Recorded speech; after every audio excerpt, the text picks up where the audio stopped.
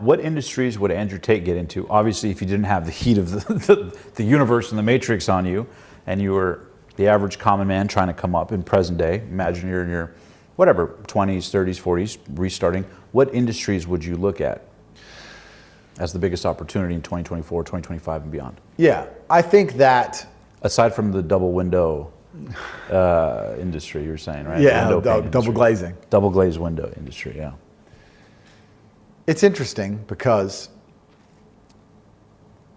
I feel like a lot of the attention geopolitically is going to be moving towards the global south and the second and third world. And I think a lot of people understand there's always been more opportunity in the second and third world than in the first world, where a lot of things are wrapped up. Mm-hmm. I think the internet is giving a lot of access to these places that perhaps didn't exist before. Absolutely. I think artificial intelligence involved in these places is also going to be extremely important.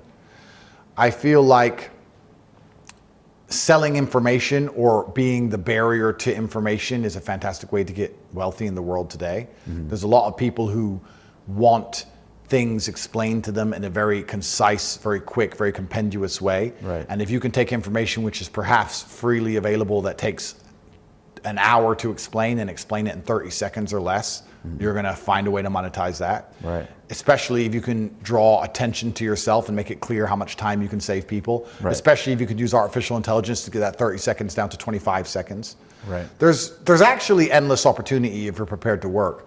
I don't think that the problem is a lack of opportunity, and I don't really even truly believe in saturated markets. I still think that a lot of people will look at a lot of internet businesses and go, oh, it's saturated. Let's take something that people have been doing for a while. Mm-hmm.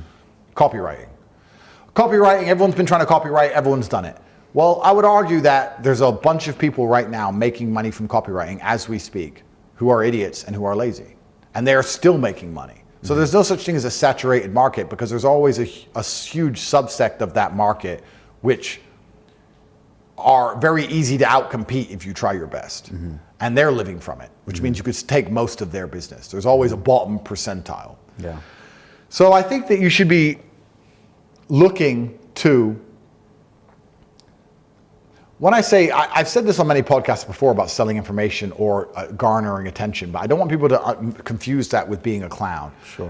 Which is very different things. I think that if you're prepared to suffer and you're prepared to show that your brand or your personal brand stands up for something, and you have information which people then believe they need, you're going to be very successful in the world.